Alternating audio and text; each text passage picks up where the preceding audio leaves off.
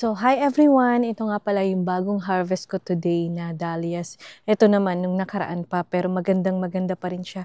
Alam nyo ba, happy talaga ako dito sa dahlias kasi beginning ng July, nakakapagbigay na siya ng flowers sa akin. Until now, ang dami pa rin namumukadkad kong iba't ibang color na dahlias. At saka yung iba ay nag-i-start pa lang mamulaklak. Yung iba medyo late na.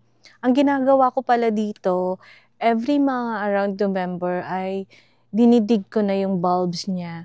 Kinukuha ko na siya at nilalagay ko ito sa garage namin. Tinatago ko siya ng maayos para mas maganda palalo at mas maparami ko pa siya next year. At ang pagtatanim dito sa amin is around first frost ng May or mga second week ng May. Yun talaga yung pagtatanim ng dahlias dito sa amin.